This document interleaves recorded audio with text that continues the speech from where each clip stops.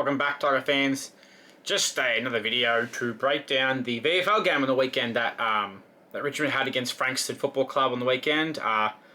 Fortunately, we lost it. It wasn't too bad. It started off pretty good, and if you all watched the game live, we could all probably say that the umpiring going to that last quarter was pretty bad. But anyway, it is what it is. It's our first loss for the year. But good signs on the VFL and some of the young players. So in it being 15-8, 98 to Richmond's 11-7, 73. So it was good. Bit of a dive in that last quarter, which is kind of sad. But yeah, we'll start from the top. Tyler Sonsie. I feel like I'm going to be a broken record, and so is a lot of the Richmond supporters. Tyler Sonsie does the same thing every week. He has a ripper game like he did on the weekend. He in it with 1 goal, 35 disposals, 20 kicks, 15 handballs, 5 marks, 3 tackles and 1 clearance. Now, it's obviously the clearance is a bit low. Normally a lot higher up on the clearances, but it's the same thing. And then we go into the seniors, and you'll play half forward, get 12 disposals, come back out again, and do the same thing all over again. It's just a broken record. And I like Sonsie, but I feel like he's going to be one of those players that aren't getting the opportunity that he needs. And I reckon they're going to... a bit small there. Ooh. And he's going to ask for leave and go to another club and just be a superstar. So, yeah, it's getting annoying. I think it's coming the same thing over and over again. So, then we had Caleb Smith. Sorry, I couldn't say his name. 33 disposals, 21 kicks, 12 handballs, 7 marks, 4 tackles and 4 clearances. So he was good. He was a very good defender on the weekend. A few mistakes here and there, but Richmond was under a lot of pressure in that last quarter. So Kane McCullough again. Obviously, first game back after a couple of weeks off, because I thought he was close to playing seniors a couple of weeks ago. So he's probably knocking on the door again. He seems to be just that consistent player in the midfield with that left foot, and powerful and explosive as well. I think he's up there with that powerful mid. I think that him and Sam Law are going to be pretty similar. But we'll see how we go. I think Sam Law has that extra because he can go forward, and he's very crafty going forward as well. So McCullough had 26. 14 kicks, 12 handballs, 2 marks, 5 tackles, and 7 setting clearances. So, then Campbell Gray in the back line, yet again another good game. I want to see him play, but it's just hard to see him come in. But maybe this weekend against the D's with Noah Bolter probably going to be out for this game. He might be one of those ones because the D's Melbourne Football Club doesn't have big key forwards like we do. And like most clubs do. So he's a pretty mobile, solid, tall defender. But he ended up 17, 14 kicks, 3 handballs, 5 marks, and 3 tackles. So another good game. The next one was Josh Smiley. I agree with a lot of fans that we thought this would be, he'd have another big breakout game this week and probably play seniors next week. I just don't see his fitness being at the right stage where we are. Just give me a second, guys. I'll be... sorry about that, guys. Back again. Just my daughter yelling at me. So she wanted her fan turned on. She was a bit warm. Where was I? Sorry, Josh Smiley. That's right.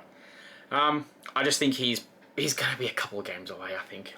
I just don't think he's not ready yet. I feel like he might need more than 2 or 3 games in the VFL. I feel like he's probably going to need maybe a solid month in the VFL to build up his system. I think if he didn't get injured with that hamstring, he would have been good going straight into the seniors and will be a start. I think he just needs more time. So 14 disposals, there's 4 kicks, 10 handballs, similar to Lawler. That handball to kick ratio I think needs to be the other way around. No marks, 3 tackles and 3 clearances.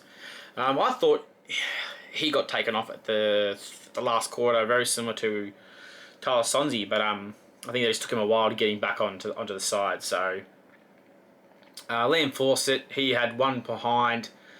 14 disposals, 8 kicks, 6 handballs, 5 marks, 5 tackles. So I think he could be another player to replace because the week before he kicked 3. So if you want a temporary pinch ruck to help out in the ruck, Liam Fawcett's not too bad because then you can definitely rest him forward. So Jacob Kowitski, every time, guys. Every time I get it wrong. 13 disposals, 9 kicks, 4 handballs, 4 marks, no tackles and no hit-outs or clearances. So, played good game, but just doing his job. I think he won't be here next year, but I think he's just doing enough to stay. Jacob Blight, a lot of people think he had a pretty down game, but I don't know. I think it was a bit of a different level for him. He went from being seniors as a defender to switching around now back to the back line again in the reserves. So, 13 disposals, 12 kicks, 1 handball, 6 marks, and 3 tackles. But I definitely wouldn't be surprised if he's back in this week. He's actually someone who I've got picked to come back this week, so would not surprise me if he was back in this week playing as that defender slash forward or the defender slash ruck. Oliver Harris Brown, 12 disposals, 3 kicks, 9 handballs, 2 tackles, 11 hits, and 3 clearances. He's doing better than I thought, so it's good to see that we got another ruckman coming up and starting to show some signs. So which is what we need. The next one is Jasper Algar, 2 goals. So to me, I'm surprised he's not in, but I think it's just going to be hard for Jasper to get in with Mansell coming back. Morris Rioli's playing well, Seth Campbell's playing well, and Steely Green is just putting on pressure. I know he's not getting the goals, but his pressure act's up there with, I think, top 3 for our team. So I don't see him going anywhere anytime soon. But he had the 2 goals, 12 disposals, 7 kicks, 5 handballs, 3 marks, 4 tackles, and 1 clearance. Yeah, I think he's going to be another one who's going to be struggle to get into the side. So, but we'll see how we go there. Then there was Matt Kalina. He don't know much about him. He's pretty injury prone. So he had 8 disposals, 1 kick, 7 handballs, 2 clearance, 2 tackles, and 21 hit-outs. So obviously he played most of our ruck, but not too sure. I have to look into him a bit more and see how he's going. Jacob Bauer, he had 4 goals. I don't think he'll come back in. I don't think they're going to be able to need him in right now, unless they plan on having Jonty Fall do pinch ruck. But he had 4 goals, 8 disposals, which was 7 kicks, 1 handball, 3 marks, 2 tackles, and he gave away that